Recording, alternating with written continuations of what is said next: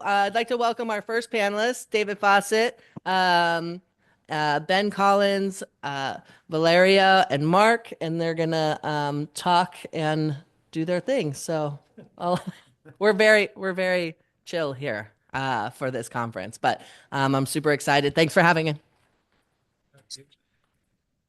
Hey, my name's David Fawcett. I'm going to kick off this panel of colleagues and friends today.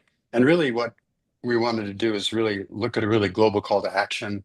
I think a lot of us have been working in our little areas, learning a lot, but when we start to back off a little bit and connect the dots here around the world, this is an epidemic that is growing and morphing and capturing and ensnaring more and more people. So we wanted to just talk about a few topical areas that are kind of front line right now that at least we're seeing. And I'm going to kick it off. And I want to talk about really the core drug here that we all deal with every day, and that's methamphetamine. And the reason I want to talk about meth is because what we may laughingly call the good old meth from some years ago is not recognizable with the drug that we're seeing on the street right now. And I think it's really important for us as clinicians and researchers to be really aware of what's going on and what's happening here. So I just wanted to briefly summarize some of that. So until about 2005, most of the meth we saw on the street were made by mom and pop, so-called mom and pop cookers, right? That would get a bunch of Sudafed or pseudoephedrine and stuff from Home Depot and make up a batch of meth, and that was it. And this was causing a huge epidemic. If you're around like I was back in those days, there was a lot of panic. So in 2005, the feds passed the Combat Methamphetamine Act, which a good idea had bad consequences. What it did was limit how much Sudafed anyone could purchase. So if you've bought Sudafed, you may know that you have to go to the pharmacy counter, show your driver's license. You can only get one box, and your name goes into a database. So like almost overnight, those mom and pop drug makers, the meth cookers, were put out of business, but the demand never went away. And the cartels quickly, very quickly stepped up to fill that demand. And what they did was change the method that the old mom and pop cookers made was the so-called Nazi method or birch reduction method. But what the cartels did, they used a different method called the P2P method, which is phenyl 2-propanone or phenylacetone. It's just a different precursor besides pseudoephedrine. And what that did was result in a very different drug that's more toxic and has created a bunch of side effects that we never saw before, including, body rigidity, people frozen in place, cognitive deficits, massive memory loss, and psychosis, which is what I want to focus in on today. But let me explain why this is happening, first of all. Meth, there's a couple of different isomers or basically different combinations of assorting the same molecule, and they vary slightly in the ratio of two of those different isomers. One is D or dextromethamphetamine, which is the molecule that causes kind of the euphoric psychoactive effects. And there's the levometh, which causes increases in heart rate and other kinds of physical effects, but doesn't provide much of a high. And the new meth rather, is much more of that latter, right? So you're not getting the same cognitive effects. You're getting a lot more of the toxic physical effects. And so what we're seeing is a lot less euphoria, much more paranoia, many more hallucinations, a lot more psychosis, agitation, anxiety, not a lot of the fun stuff, right? And so I want to focus in on what we're seeing now clinically, which is what we're calling methamphetamine psychosis, which affects, in the research, it shows about 15 to 30%. Based on my clinical experience, it's much, much higher than that. And this is nothing new. Basically, psychosis was always part of the game, right? Paranoia, things coming out of the air conditioning vents. My clients for weeks would look at, check out the cameras and things like that, assuming they were there. That though usually would resolve after several weeks, again, in the good old days. Right now, we're seeing this paranoia and psychosis go on indefinitely. So about a third of the people are continuing on antipsychotic medications. A third of the people or so never resolve these symptoms. And so this is a huge problem. It's very different. There's something now that's also emerging in the literature, and that is that amphetamines appear to be, or play a role at least, in the pathogenesis of schizophrenia, meaning they contribute to the development of schizophrenia. So a lot of these psychotic-inducing drugs, including cannabis, by the way, the new cannabis has also shown in adolescents to really induce psychotic breaks and the development of schizophrenia. Now, these are people that are vulnerable, meaning that in the so-called prodromal phase, right before they get the symptoms, usually young adult males, those people tend to use more amphetamines anyway, but we're seeing much more of that psychosis happening. So there's a difference, and we used to always say that we could never tell the difference between psychosis caused by schizophrenia versus psychosis caused by meth, right? And pretty much they do look the same. But there's now some subtle differences that are emerging. One, the stimulant-induced psychosis at a much lower age of onset.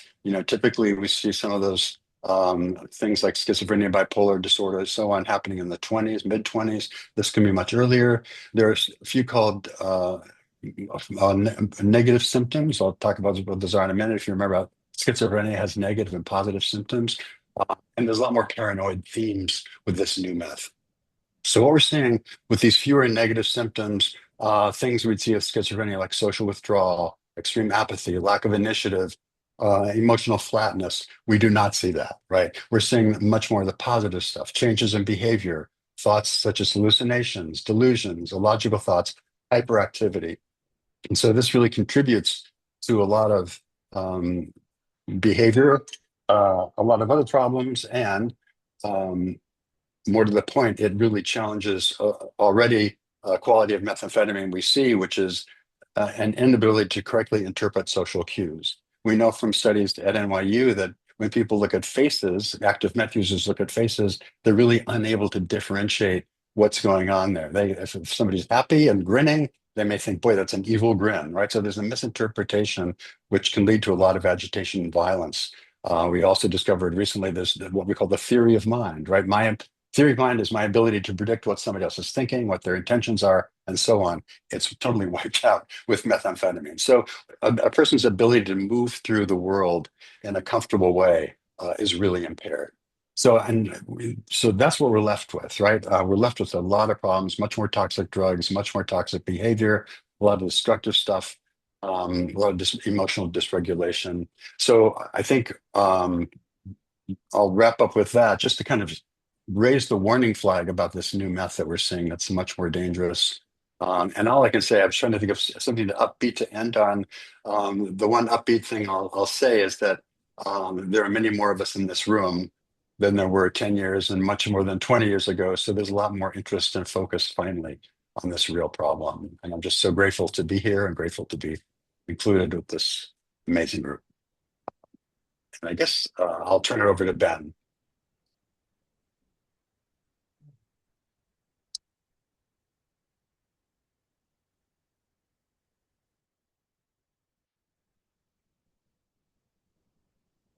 Tech here. Now can you hear me? Great. Okay, it'll take a minute to just share the presentation. Thank you for your presentation, by the way, Dave. Excellent presentation.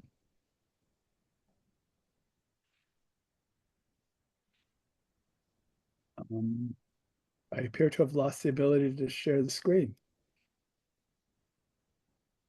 Oh. Can you see that now? No.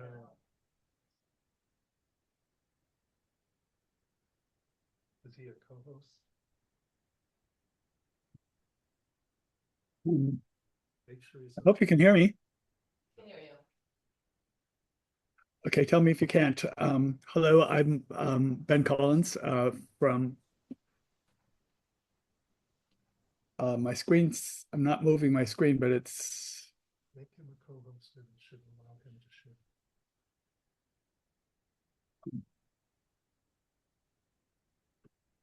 I'm not touching my screen, but it's. Maybe you can share now, Ben. Did you get the invitation to co-host?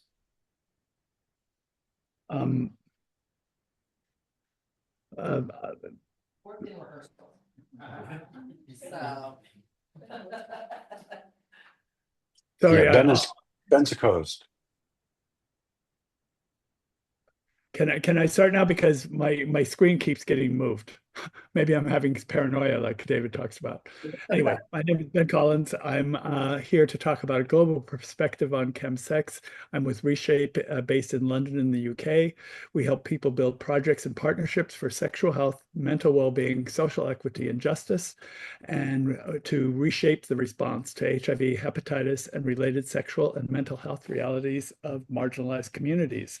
If you hit this little scan me over here, you can get some contact information. Okay, we can talk more about this in the Q&A, but want to give a very quick overview. While David gave some very good updates on methamphetamine, I think we still have to say overall there's limited information on stimulants, chemsex, and other forms of sexualized substance use. Limited research on the association between neurodivergence and chemsex, limited research on withdrawal management. There is some work that's being done, I know, in Canada, testing Elvance, which is an ADHD drug for withdrawal. We know overall there's an increased global use of stimulants, including among key HIV populations. I think this is a very important point, that in some ways we think that chemsex is a very queer activity, but it's actually, I think, a gay form of representing some of this increased global use of stimulants. We know also that there's more chemsex, high fun, party and play use with GBMSM, trans and non-binary people, and others. Every area that we've researched has been talking about increase in chemsex use. There's a lack of an overall response plan or an agreed definition of chemsex, which is quite problematic when we're trying to do policy work, trying to have an international response. In most cases, there is a linkage between chemsex use and social media, but not all regions. We found in areas of Africa and Latin America that many people are making connections, and in Asia, making connections not through social media, but in everyday life. Overall, I'd say there's more similarity than differing experiences globally. Loneliness and connection are two very important keywords used throughout the world. But most people are quite similar in the idea of mixing in some way stimulants, depressants, and psychedelics. We're also seeing an incredible amount of dirty drugs happening across the world. One major difference globally is the differing by length of time since initiating chemsex behaviors and substances.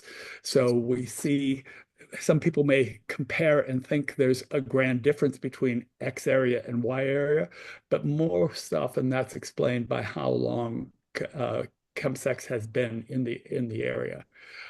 In most cases, we see a very different sort of youth cohort and then an older cohort.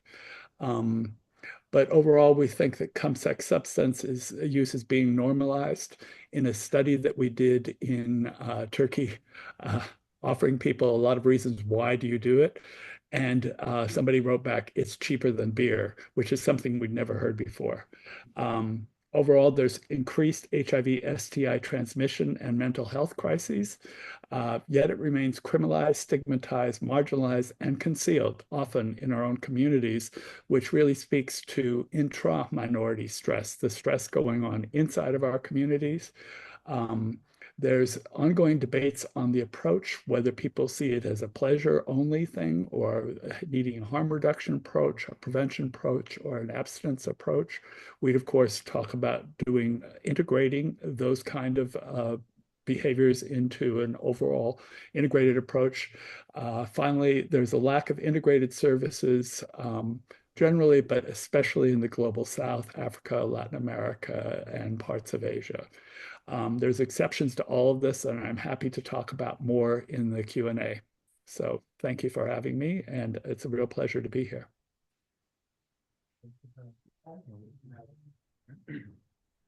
Sorry about the tech. So if anybody's wondering, I am talking after Dr. Fawcett and then Collins. That's how I'm doing. I'm going to be the third speaker after two people who have really brought up so much to the work and the study of ChemSex that I will try and do my best, Dr. Fawcett and Ben. So the way I started to work around ChemSex was around a need that a few clients asked me to help them. And I thought like, okay, I don't have much experience. How can I help you with your struggle with ChemSex? And that was almost 8 years ago. So I felt like, how can I start the work? And I started looking at ChemSex as a need for connection. And then I thought there is a need for connection. And because I'm not able to create that connection, I shift from connection to attachment. Attachment is easier than connecting. Attachment is faster, doesn't require vulnerability, doesn't require the ability to talk about yourself and to look for something else in people, doesn't require trust, doesn't require trust in yourself. So I thought, okay, so we are in front of an intimacy disorder here, and that's the way I start working around ChemSex. I focus with my client on their intimacy disorder. I go back on learning a little bit how they experienced connection and intimacy growing up. And often the common denominator is I was not able to trust the primary care provider. I was not able to trust the people that I was told or that I was supposed to trust. So how do I move forward in life? I have I experience a lack of intimacy, and sometimes that comes from fear of abandonment. It can come from sexual abuse or a traumatic experience, like an emotional trauma. So I'm left wondering as a child, I don't trust, I can connect. What do I do with myself? And that's where we start experiencing the negative core beliefs. Core beliefs are basically the way we filter the experience that we experience around the world. And we start focusing on, am I worth of love? Am I worth of being seen, heard, felt? Am I worth of belonging? And often as a child, the answer is no. So what can I do in order to feel more connected with people around me and we care with the primary care provider? Because we don't know what to do, we focus on the fact that we are not worth it. We experience the world around us as we do not belong. And when we meet other people who unfortunately struggle with the same issue of not belonging and lack of self-worth, it's easier for us to attach with them because we don't ask, we don't tell, they don't ask, they don't tell. So we come together to meet their needs. We are not necessarily sure or aware what our needs are, but we know that we need someone because as human beings, we need connections. So that has always been my experience with my client to struggle with ChemSex behavior. And there is a platform out there that it keeps increasing, which is the use of the apps. The use of the apps facilitate the ChemSex behavior because you don't have to actually introduce yourself to someone in a bar. You don't have to ask what they're doing. You need the two pictures, one hello and one address, and it's done. So I don't have to tell you where I come from. I don't have to tell you what my experience with the world has been, or it is or will be moving forward. I've been sitting in ChemSex groups and I've been kind of admiring the work of Dr. Fawcett for the past 8 years. And I always see that there is that common denominator, help me to connect. Help me to learn how I can connect with people because I don't know how to trust myself and I don't know how to trust the people around me. So the work that I personally do, that we do here at Breathe, is trying to help people to explore a little bit more the need for intimacy and why intimacy is so important in order to coexist with people around us. ChemSex is a fix. ChemSex is that quick, easy situation that you can engage with, is giving you a substitute of what you really need, but unfortunately becomes such of an easy access that it takes away for us the opportunity and the willingness to challenge yourself, to explore intimacy, to learn about intimacy. I always think, and I talk to my clients about the difference between connection and attachment. And I always tell them, when you attach yourself, just think as a phone that is charging on the wall. It's a very fast, easy movement, and then you plug into a wall. A connection is more like a Bluetooth. You need a little bit more time to connect with someone else. And what becomes more challenging is that when you struggle with an intimacy disorder, you don't know where to start. And because you don't know where to start, the experience becomes very overwhelming. And if I can give you option B on your phone, you're not going to take the time to explore option I and put the work in order to realize that you need connection to survive a life, because it's what you need. And like I mentioned before, negative core beliefs validate that you're not worth it. Those negative core beliefs is something that you experienced growing up, in addition to other traumatic experience in the adult life, were actually validating those negative core beliefs.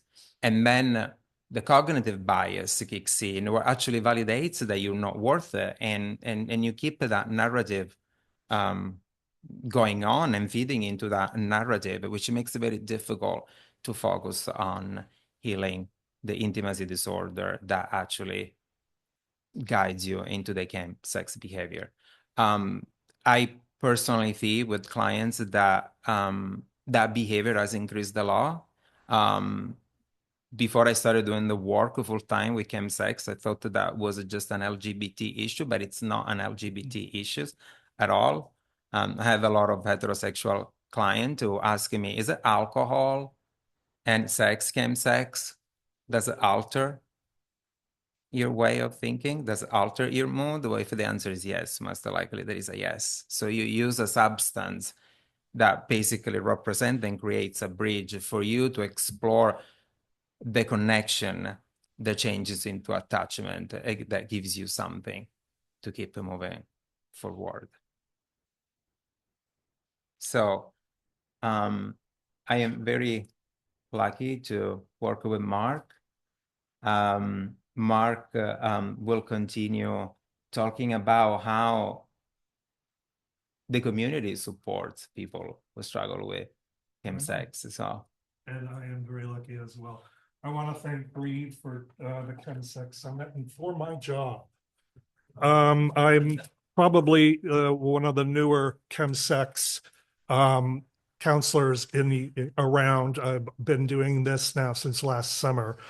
It was I left a career and decided to do something different, but I do have a history, and I'm going to go into it a little bit today because once Valerio and I, we work a program here where the ChemSex begins when they begin at the residential level.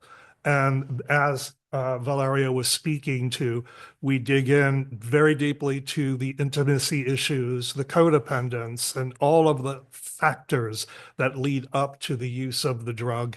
And the fact that that we have to remember that not only is the drug something we need to deal with, but the fact that they're going to go out there back in the world, and we need to, help them to become somebody who does not require that drug. So we have to defuse what's going on with them. And so I'm sober for a long time. I actually did crank in the 80s.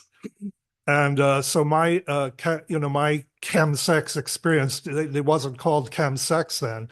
As a matter of fact, it wasn't as used as much for that same reason in those days. there weren't other enhancers to help with that matter. But when I got sober in 1991. What I noticed and what was also noticed in the area, and this is West Hollywood. West Hollywood is an epicenter, amongst others, was that a lot of the AA or CA meetings, the crystal meth addicts would come to them and share, and people would complain. They'd complain, I don't want them to talk about that. This is an Alcoholics Anonymous meeting, blah, blah, blah. It still happens to some degree, some places, but I do find that at least in this part of town, there's a lot of an assimilation that's happened. But as the history goes for CMA, and we're talking today about how we work with clients to move on beyond treatment, is CMA is a pivotal group. CMA started here in West Hollywood, right up on Santa Monica Boulevard, right above where there's a med now. Appropriate, I suppose. But we had a alcohol and drug center at the time in 1994, and a gentleman named Bill Coffey decided, why can't we, it's like they say in AA, if, all you need to do is start a meeting is have a resentment and a coffee pot. And so he started the first CMA meeting on September 16th at the Drug and Alcohol Center. And that's where it was born.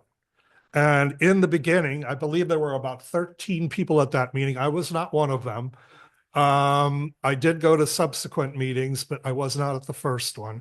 That meeting was just to build an identification. And that's the whole point to any meeting, is we want to identify so that we can find somebody else who is sharing what we are dealing with, and we can learn from them and they possibly from us. So CMA was born, and CMA has become something of a juggernaut in of itself. I work with a lot of clients, and I have over the years worked with as a sponsor to many, many people afflicted with this addiction. And the thing about a CMA is that it really focuses in on the trauma of it, the absolute intense addiction of it. And as Dr. Fawcett, is he a doctor? Yes. I wanted to make sure, was talking about the fact that it just gets worse and worse and worse, the drug itself. So in identifying, sometimes I've worked with clients who aren't very comfortable in CMA because it's too triggering. So you have to figure out for the client, and the client needs to figure out for themselves what's going to work. A lot of them will blend different meetings of AA and CA. Now I will CMA, but I will note that from the beginning to now, the CMA meetings have grown and become much more conducive to sobriety and to real good program. There's a lot more people with time who are in these meetings, whereas in the beginning, it wasn't the case. So it really is an individual kind of choice, but CMA really, really works for people. And I'll tell you something, the CMA program is organized. The CMA program does great fundraisers. They do great conventions. They're very, very good about what they're doing. I've been to some really solid CMA meetings. So often when we're working with people, we will suggest AA and CMA. Of course, there are some people who don't want the God thing at all. And CMA is modeled after AA. So it's pretty much the same program with the focus of the methamphetamine. So, but I know that I wrote this down. There's at this time, what is it, 31 years later, almost 31 years later, CMA is now in 47 of the 50 states. It's in Canada, the UK, Australia, Brazil, Iran, Germany, Portugal, Switzerland, Mexico, Russia, the Netherlands, and South Africa. So it's out there, it's happening. And, when I look at what I was doing back then, and to be part of a history is pretty extraordinary. And And now I get to come here and to share it with all of you. And I hope to get to know all of you. Because what we're doing here at Breathe is nothing less than extraordinary, and I'm very proud to be here. Thank you. Thanks, everyone. What a great panel. And a lot of them, if I can get this off. Well, I'm just going to hold this. We're going to have some questions. I have some questions online, but I would love to leave it to you all if you have any questions for our panel to start.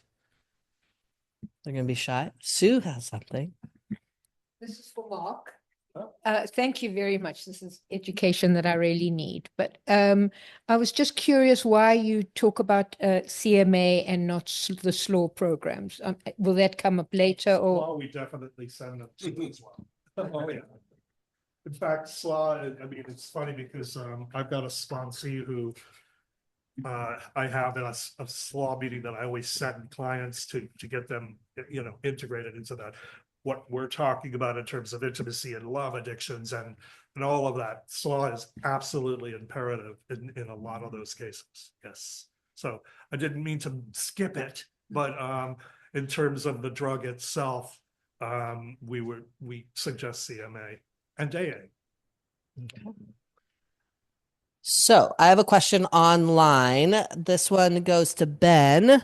You mentioned that the limited research around neurodivergence and ChemSex. Could you talk a little bit more about the very little research on the topic, and would you have any resources to suggest?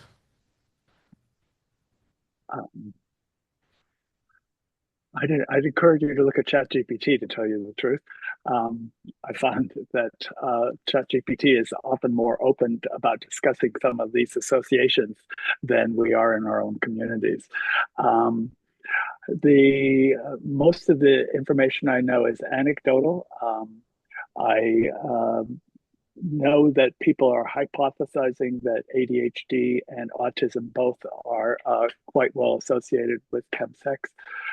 What we know is that there's a level of neurodivergence in the general population.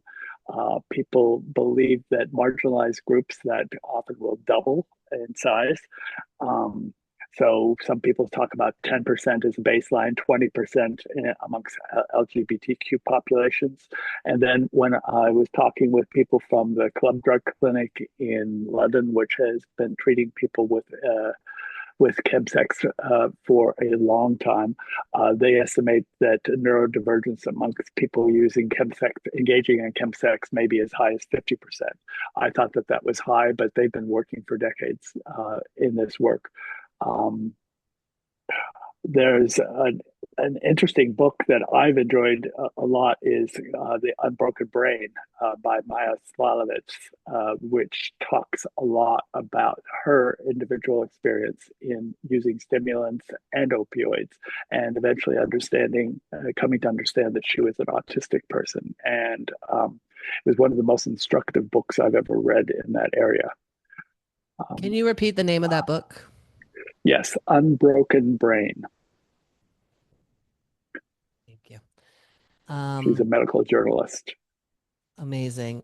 Ben, another question for you. Sure. You mentioned dirty drugs. Can you elaborate on what ChemSex drugs are most often contaminated and with what, or is this regional? I think it's very regional. As far as I know, for example, in Europe, we haven't heard about fentanyl. But I know for sure, talking to David, that there's a high level of fentanyl mixing, either intentional or not, in the United States. A classic example that I know better than most is in Beirut. Beirut used to be a cocaine town. Primarily, I saw some when I was involved in ChemSex. There was in the Audis, there was some ChemSex activity there, but there's been an incredible economic collapse in Beirut, and with it, an incredible change in substance use. So people who were doing opioids, people who were doing cocaine have been switching over almost universally to dirty drugs that are stimulants in nature, actually being developed in Syria or parts of Lebanon, areas that have been destabilized by by wars, and the population is dealing with very, very confusing drugs. They don't really know what they're taking. Other places, people have much more organized. In Asia, the drug trade seems much more stabilized and growing. So that's what we know. I'm sure other people may know more. And please, if there's anybody in the audience who knows better about some of these issues, please, I'm sure all of us would agree that people should be speaking up if they know information or can speak from knowledge. Ben, I'll just add to that. There's a lot of concern here about so-called NPSs, right? Novel psychoactive substances, which are these kind of chemical formulas that people make in labs or in wine countries, or they're kind of floating around the dark web and FedEx. And I think it's a huge problem because they're coming so fast. We don't know what we're getting. We don't know what's out there. People don't honestly know what they're getting. And I think sometimes I've had clients who actually that was part of the thrill, the risk taking of like, what am I putting in my body and what's it going to do? So I think there's as the sources sort of diverge here, there's going to be even more of a mixture of things coming at us. Yes, I wasn't going to use the word NPS, but yes, we talk about NPSs in Europe too. I also want to say it was very interesting in your speech, David, about the different kinds of experiences people are having around chems. Around meth. We had recent events here in London, and people who were coming from CMA were saying, this one guy said, "You know me, I can have a resentment about everybody," and he said these people were coming to me telling me that they had quit and they weren't getting clear. And he said, I just thought they were all lying. He said, I've come to understand that the nature of the meth that they're using is not like the meth that he was using and recovered from quite well some years ago. So it's quite similar to your description. Thank you. My name's David Lisenby, and we have a program here in West Hollywood as well.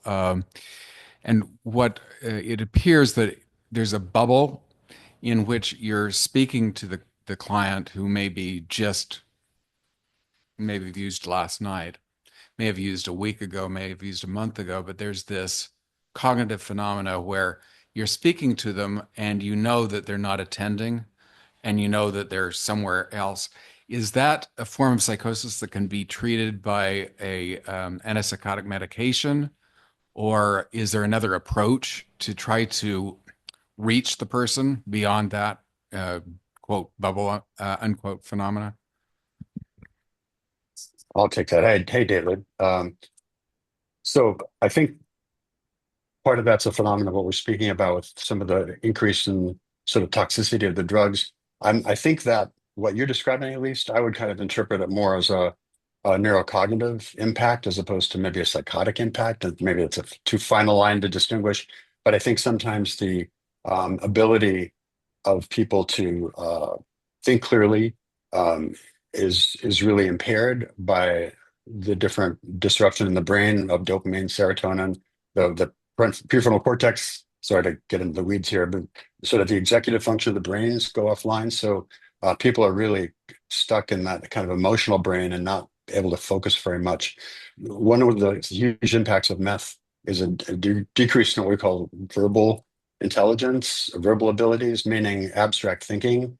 And so people have a really hard time with reading assignments. As a therapist, don't I don't do CBT with cognitive behavioral therapy with people in early recovery just because it's so frustrating for them and me, right? They can't focus on it enough to do that.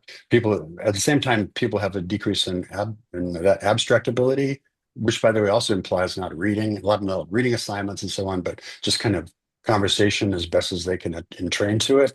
But I think a lot of the visual stuff, visual acuity is heightened in meth users, and so they can much more easily, I think, sometimes graphic stuff as opposed to reading assignments, things like that. So I think we have to kind of tailor our associations a little bit, but I would just really kind of monitor that neurocognitive stuff. Unlike the paranoia, in my experience, the neurocognitive things do tend to slowly improve as the dopamine transporters, which are basically wiped out by meth, start to heal, which takes a matter of months, but they get better. But I think each case is so individual and it's so complex. But I would think just to kind of really lay off the reading assignments and do more kind of talk and visual stuff. Art therapy would be amazing. That kind of thing, I think, is often a better way to connect with people. I'm gonna go one question online, then back into the crowd here. This one's for Valerio. You talked about the differences between attachment and connection, and folks having a hard time understanding where to start that type of work. As I'm sure it's case by case, where do you suggest folks start when working on that type of work? CODA, ACA?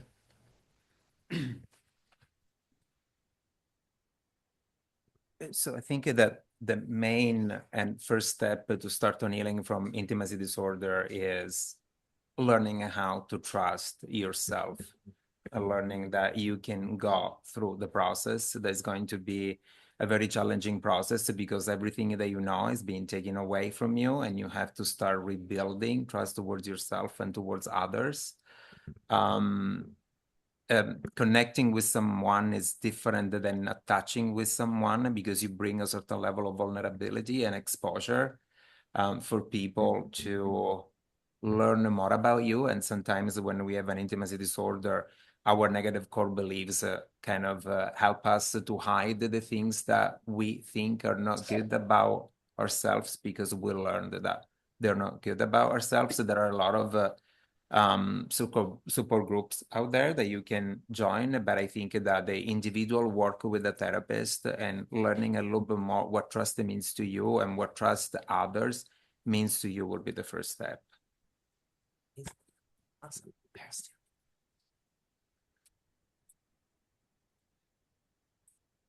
Thank you so much. Just to piggyback off of Sue's question, how would you know when would be the appropriate program to refer someone to, like CMA versus SLA, or is CMA more trauma informed than the other programs that are more behavioral, or is it equally behavioral? Is there more of that trauma informed component in CMA? That for me? I guess for any. Can you repeat the last part of the question? More trauma informed than behavioral? Like NA is very behavioral. Is CMA more trauma informed? Does it incorporate those attachment issues or connection issues? So I personally think that the first step again is more trauma informed work, because rather than focusing solely on the behavior, you start working a little bit on why am I engaging into those behavior? Why it's easier for me to engage in those behavior rather than challenging myself with something else. So it's kind of a parallel work, but you have to really bring a lot of weight and focus a lot on the trauma-informed part of the behavior. When you're asking about yeah, like the program. Because what I would say is that I would really expect that it's best for a client who needs the trauma-informed work to go to a therapist first. The program itself is more behavioral, but it really depends on the individual. You know, because of the community and because of the identification, it could be really well received and do well for the client, and plus sponsorship would be a plus in there, and working steps and camaraderie and talking and all of that. But if it's really trauma informed, you really should start with some sort of therapy. And I'd like to also throw out, I'll talk more about this tomorrow But my personal feeling is that ChemSex is really two different kinds of addictive disorders that are not just co-occurring, but they're interacting, right? And so we have a substance addiction and we have a process addiction behavioral. And I think it's one of the big mistakes we make as a kind of modality for treating this is that we treat the drugs first, as opposed to treating them both at the same time. And I think, how many times have I heard clients come to me having relapse saying, oh, my therapist said, let's get you clean and sober and the sex will take care of itself, right? And we know with ChemSex, it doesn't. People relapse, they may go into some kind of sexual anorexic phase. Then the sex kind of rears its head again, and they relapse, right? And they get bouncing on the bottom in that pattern. So I think it's really important to sort of help start clients learning about sex and their intimacy issues and so on early on, including tools that we can find in meetings like SLA or SCAA or some of the sex addiction meetings that are conducive. And it depends on the city. I know in LA, SLAA and SCA are great for a lot of ChemSex use. I think it varies by cities. But I think I would recommend and encourage my clients to go to 2 fellowships at the same time, right? 1 sex, 1 drug. And I think Mark really captured the idea. And I'm in Florida where we don't say gay and a bunch of other things, right? We're kind of in a backwater here at the moment. But we still see a lot of meetings where if it's a drug meeting, we don't hear about sex. Sorry, take that somewhere else, right? And so a lot of the ChemSex addicts don't have a place where they feel safe. And I think Valerio outlined beautifully the sensitivity to trust and vulnerability that these clients are just carrying, right? And if they're going to a meeting where they can't talk about half their addiction, it's a problem. And so I think I'd recommend as broad a base of support as possible. If you're going to 12-step route at all, I'd do both. My name is Can I Eric. jump in? Oh, sorry. Can I just jump in for a quick second? One, I wanted to go back to your really interesting comments about people's lack of ability to read and visual approaches, and just recommend that there's interesting work going on at INSERM, INSERM, a research institute in southern France, and also work going on with Jorge Flores Aranda in Quebec around visual work. Often sort of a mix of qualitative research and sort of therapeutic activity in helping people, for example, having cameras, giving people cameras and asking them in a group setting to take photos, a limited number of photos, and then share those photos. And some of the photos I've seen have just been incredible. And also people have been doing visual art displays of both word and imagery that I think really has helped validate people's searches as seeing it as art forms too. My question has to do with people having, like I see some people like in the 50s starting developing chemsex addiction. So those people seem to have like a regular life, and at 50 or as they age, they start falling into that behavior. I was wondering if it will be like shame-based at this age, like aging, creating stigma, and maybe using meth kind of help them with that, or it could be an attachment or connection issue.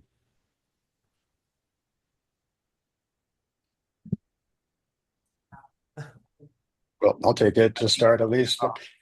I see a lot of guys who fit that scenario. They're often in the process of kind of some kind of life change. So a lot of the guys I see, for example, got married to a woman, had kids, could have sort of lived a normal life, if you will, air quotes, and hit middle age. Maybe the kids finish college or go off to college, and suddenly it's like now or never. And a lot of these guys who I think were basically closeted choose to sort of come out, and they come to a place like Fort Lauderdale, where I live, or Palm Springs, or somewhere else, and it's a candy store. I can't tell you how many guys who have never had an addiction disorder come to a place like this, and within a year, they're using a lot of drugs and having sex and may be HIV, and it's a big problem. But I think it's an issue of coming out. And you mentioned shame. I think shame is totally part of it. But I think it's this idea of like, I've got to sort of live my life, and it's kind of a precarious situation they're walking into because they're really adolescents emotionally, kind of starting over in this very dangerous pool of risk, drug risk. And I can add something else onto that. We experience a lot of clients over a certain age that find it easier to have sex with someone who is out of their league sober. So a typical scenario of ChemSex allowed those guys who are a little bit older to actually experience sex with guys who are a little bit younger. It's very transactional. As a younger guy, I don't have the money. I don't want to pay. I can't pay for drugs. You're going to provide the drugs. I'm going to provide you with my body. And then it comes together. So it's funny because in a lot of individual sessions, sometimes when you get really into some private sharing, you get always someone whisper through the shame, I can't have those people that I had 2 weeks ago in my bed if I was sober. So it's very difficult for me to go now back from where I'm at now sexually to where I was 2 years ago. So there are a lot of elements also that you need to recover from when you recover from ChemSex. A question online. What do you recommend for community connection for clients who are not interested in going to a 12-step program? Well, I mean, Mike, you can just I mean, the one thing that I would always suggest to a client, no matter what, is they need to find community, because community is going to be their answer. Trying to do anything on their own or with their spouse or with their parents or grandparents isn't going to work. So there are other options out there, like a Dharma program. Tomorrow we'll talk about harm reduction. I don't propose that necessarily, but there's smart recovery. There's all different types of recovery, but there's also therapy, ongoing therapy, and group therapy, in their different places of residence. But, we have to find out through the individual which one they're going to be geared towards. But I do find, by the way, that a lot of clients who come in here who don't want to deal with God or don't want to deal with the program will lighten that up and start to go. Not all, but a good portion of them do end up wanting to become a part as soon as they feel that community. And I know that Breathe takes people to meetings should they want to go. So that's how we get them to take a taste of it. But it's always about community. I'm gonna you might want to hold on to that. Since we're at the very beginning of this conversation, I think it's also important. A question came through. Can you provide data to back up the claim that CMA really works? Written data, no. I mean, I don't think that there is any. I mean, all I can do is go by the proof that I've seen. I've been in this area sober for 34 years, and I've watched miracles happen all the time. And I continue to watch miracles happen. Not all of them are miracles. That's the way of life, but that's my data. That's the only data I can give you. I want to add just a little thing to this because we get those questions a lot during our groups. So we get a lot of those questions during our groups, and I believe that CMA or any other kind of group works based on what you want to work for you. You'll find something that works for you. So if you go into a place and you think like, I can get this with me tonight and that works for me, yes. If it doesn't, you can leave it behind. We can't we can't tell anyone to go to any program. That's just not going to work. Yeah. I mean, I know from myself, nobody could tell me anything. And but if you lead them, they might find it to be useful to them. Yeah. Ben, did you have thoughts on that? Sure. I don't have it to hand, but there was a very interesting study that may have been done by some of you that came out of LA that was basically looking and trying to measure the impact of various therapeutic approaches on ChemSex.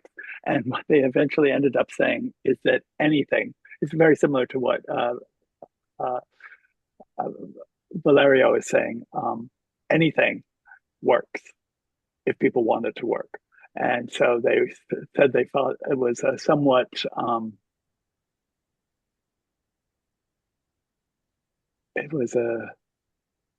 waste of research, actually, because they weren't able to find that there was anything fantastically better than anything else, but they were noticing that people who got engaged in some kind of therapeutic approach did much better than people who didn't. And so I support Mark in his comment about his own experiences and seeing it. It works if you work it. Thanks, Ben. Any questions from in here? Yeah. You can just say it and I'll repeat it. I thought it was an interesting thing that everyone it's all about people looking for connection, and they're looking for it's online, they're looking for it, what ultimately will find it in CMA, but a lot of people should never even have to get to CMA or never have to get there. And I was wondering if anyone knows on all of the apps, which are basically the pimps in this situation, because they are the network that is connecting so many people when they have a vulnerable moment at home, when they're feeling lonely, when they're feeling isolated, that is the thing to reach for. And I wish that there was a way on the apps, you know how when they eventually said, we will promote safe sex, we will promote options. If there was a way, you have somebody like Grindr or something else send a warning on there, hey, you've been on this for gazillions of hours. You've been doing these things. Are you searching for connection in a different way? Is there a meaningful thing? Or, to flag certain people that are using these things for the right reasons, but get caught up in the bigger net of using it when you're really looking for connection. I can add a little thing to that, and actually I'm going to share a little story that my client once told me. Sorry. He told me there is nothing that I hate the most when I get a treatment center ads on Grindr. It's such a turn off. I hate it. I have to close it. It's just to ruin the buzz. I hate it. Like I have to take a minute. And that's probably what would happen, because the main intent when you're there, when you have all this dopamine that is shooting in your brain, the connection is gone. You need to get laid. At that point, there is not any window to work around it. It's you're too high on dopamine in order to think like, this morning at 9 o'clock, I actually logged in for a different reason. By 6 o'clock now, 6 p.m. So things have changed. The narrative has changed. So it's difficult to go back again at 9 o'clock when you just had the little dopamine shooting in your brain. And then now you're really high on it. It's like the warning on the cigarette pack. Yeah. I mean, if you're going to smoke a cigarette, you're going to smoke a cigarette. Doesn't matter if the warning's there. I wish that it would work, but I don't think it would. Other questions? Online. Let's see here. We'll do this last question, then we'll take a break. But what do you recommend for someone who wants to stop meth, but not weed or alcohol if they weren't a problem? They report not being welcome in CMA, or lie to, have to lie to be welcome there. They have to lie about their using. Reduction. So you're going to talk about that. We're talking about that tomorrow. All right. Stay tuned for tomorrow, harm reduction. Any more questions from inside? Yes. Can I just make one more point? Yeah. I do see the futility at times at having these kind of interventions on Grindr, for example. But I do think there's real value in trying to understand what's going on and helping people understand what's going on. And I think it's very important, therefore, to talk about other things that are slightly associated but slightly different. I think when we start talking about neurodivergence and understanding that inside of the HIV community, and also inside of the LGBT community. I think it's very important to understand those connections. I think it's also very important to understand intra-minority stress, the dynamics that are going on inside our community. That work is being done by John Pajankis at Yale. It's very interesting. I can put it in the resources, but we heard it first when we were in Berlin for the European ChemSex Forum in 2018, when we asked people to talk about their feelings rather than just about data. And people said that we're damned if we do, we're damned if we don't. We get criticized if we do ChemSex, we get criticized if we don't. We criticize if we slam, criticize if we don't. Criticize if we use PrEP, criticize if we don't.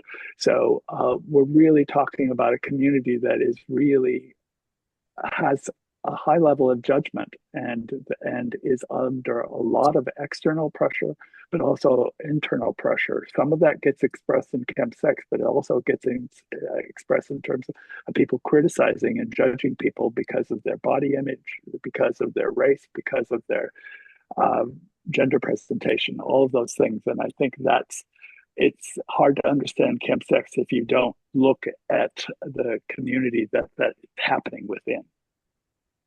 Awesome. All right. Well, let's thank our panel for the first. And we'll take a 15-minute break and come back with Mel. Thanks. Excellent. Thank you.